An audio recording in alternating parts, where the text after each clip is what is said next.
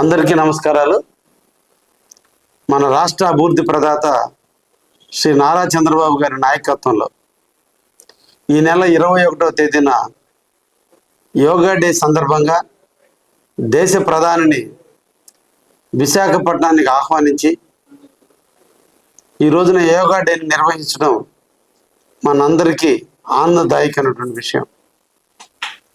యోగాని ప్రపంచ దినోత్సవంగా జరుపుతున్నటువంటి వేళ మన ఇండియాలో పుట్టినటువంటి ప్రక్రియ యోగా శారీరక దృఢత్వం, మానసిక వికాసం, శరీర పరిపుష్టిత, మానసిక ఒత్తిడి నుంచి త్వరితగతిన బయటపడేదానికి యోగా ఒక గొప్ప విద్య.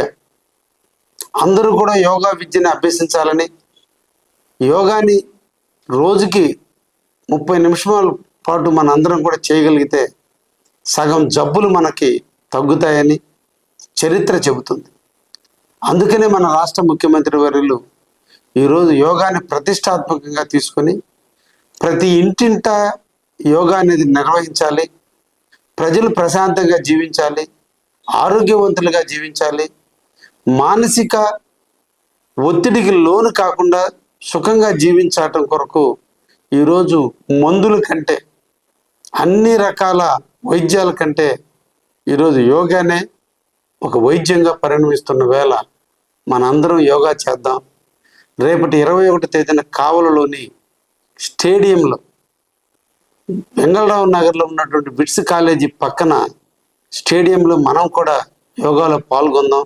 అందరం కలిసి ఆరోగ్యమైనటువంటి సమాజాన్ని తీసుకురావడంలో మన వంతు మన అందరం కూడా కృషి చేద్దామని, రేపటి యోగాలో ఉదయం 7 గంటలకు ప్రారంభమవుతుంది. తప్పకుండా కావలి నియోజకవర్గ ప్రజలందరూ, ఉద్యోగస్తులు, రాజకీయ పార్టీలకు అతీతంగా అందరూ కూడా దాంట్లో పాల్గొని మనం జయప్రదం చేద్దాం. ఆరోగ్యమైన సమాజానికి మన అందరం నాంది పలకదామని సందర్భంగా మిమ్మల్ని అందరినీ కోరుకుంటున్నాం. రేపు జూన్ 21వ తేదీన మనం ఉదయం 7 గంటలకి కావలిలో ఉన్నటువంటి స్టేడియంలో మన అందరం కలిసి యోగా చేద్దామని చెప్పి మిమ్మల్ని అందరినీ ఆహ్వానిస్తూ మీ కావలి ఎమ్మెల్యే, కాపుగాసే ఎమ్మెల్యే.